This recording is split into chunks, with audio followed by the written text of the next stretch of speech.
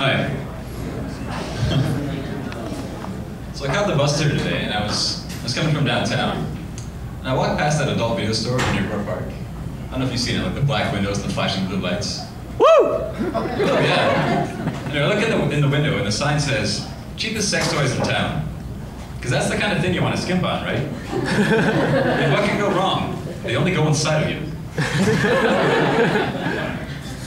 I love the idea of them having like a scratch and dent sale, you know, like, yeah, I'll take the French tickler with a giant crack in it. I'm lucky tonight. So I was at Future Shop a little while ago, and I came in, they had this like 6 foot tall stainless steel fridge, double doors, and right in the middle is a TV screen. I thought to myself, this is amazing. This could change my life. I could just push my couch into my kitchen. Hell, if I start shitting in my sink, I can live in one room. It'd be a little awkward when you have company, though, you know. All right, guys, I gotta use the sink. It's okay, just, you know, turn around. Eyes on the fridge, right? Let's see. Oh. So roll the rib season just around the corner. No, it's not. I just don't have a segue. Anyway, I always get depressed when I lose a roll the rim, because I think, like, you roll it up, you know, please play again. And I always wish I put something under there for the losers. Like maybe a consolation prize. Maybe like a little bit of trivia, you know? Please play again. Also, did you know that the South American condor has a wingspan of 3.7 meters? Huh. I did not know that. Sure, I lost, but I feel like a winner. Of course, they couldn't do that with winning cups. It wouldn't be fair. It'd be like, winner, a donut. Ask a loser about a condor. Hey, Eric, you lost, right? What can you tell me about a condor? I got your fucking condor right here. You choke on that donut. All right, now's the part where I talk about my childhood. So, I grew up on a farm, and when I was 7 years old, I got kicked to the face by a horse, which is how I got this scar.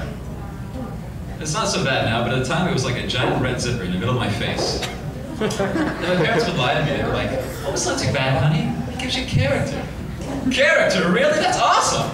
I go to school, you know, hey guys, I have character. Turns out little girls are terrified of character.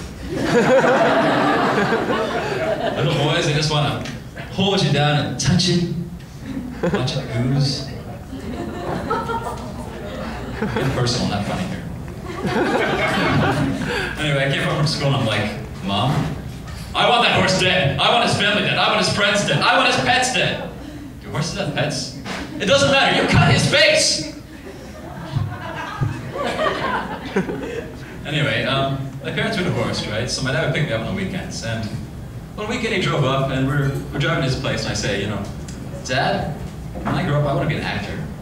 And he says to me, you'll never make it because you have a scar on your face, or else you'll only play bad guys. And then he realizes he's crushed my dreams, but it's too late to take it back. He's like, but you could be a Bond villain. They always have scars. How do you feel about the name Mr. Zipperface? I started to cry. He got all distracted and crashed the van. So I got this scar. Oh wait, it's over. It doesn't matter. The point is, that's how I got my nickname, Zipperface. It was awesome. I loved it. Like my dad would be like, "Hey Eric, want to play ball? Let's play football. Look, you're like twins. You both have stitches on your face." I cried again, but it was tears of joy. Tears of joy, Dad. He's not here, but I'm sure he feels it. All right, let's see the new stuff written on my hand. Oh yeah. So anyway, I'm a kid, and my best friend's mom renounces her religion, and I'm not religious. My family's not, so I didn't really understand, but I tried to be there for him. But my parents were divorced, so I thought of it like that, you know, like when my parents sat me down. Now, Eric, Mommy and I still love you. And God and I still love you. It's just that Mommy doesn't love God anymore. And God doesn't feel the same way about Mommy anymore either. It's okay, we'll still see each other, you know, on the weekends. And you'll see Mommy too in hell. And the summers in hell. It's okay, you'll make new friends in hell. Nice little Jewish and Muslim and Protestant boys. They're still good people, it's just that God hates them. I was a good friend to that kid. One thing I never understood as a kid is why you're watching cartoons on Saturday morning and they decide to pop in a little tampon commercial there. You know, you're like 7 years old, in the middle of the Ninja Turtles, and suddenly there's this woman's soft voice and soft music. And just when you're relaxed, They hit you with the image of a blooming wad of cotton and a cup of blue liquid. First off, what the hell is that? Nothing that comes out of the human body is that color. I suppose it's good they were more realistic. I mean, if that would have been a blooming wad of cotton and a cup of rusty-colored water, every little boy in the country would have turned gay like that. You'd be like, huh. So that's what heavy flow means. Well, let's go to the sandbox and rub our peepees together. Come on, Jimmy. Anyway, I grew up on a farm outside a small town, and people there were a lot more laid back, especially the cops. They didn't operate like a police force per se. It was more like a mob family, you know?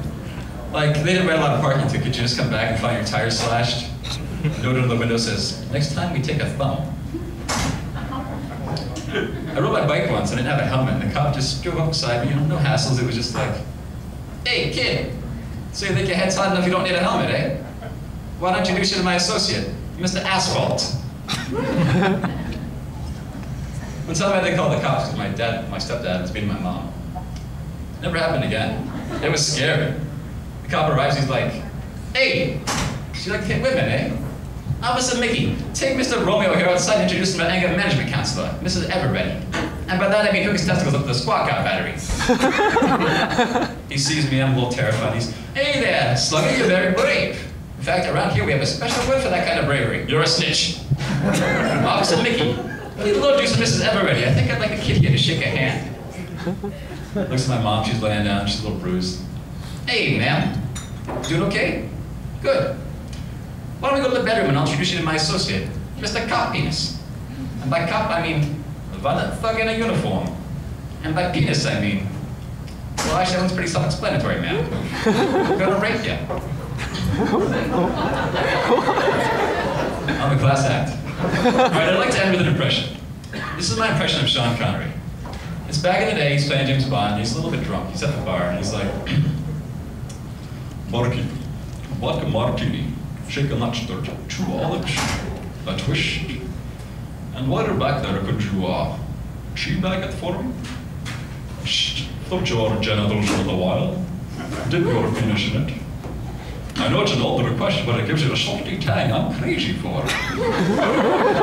It satisfies me in a way that nothing else can.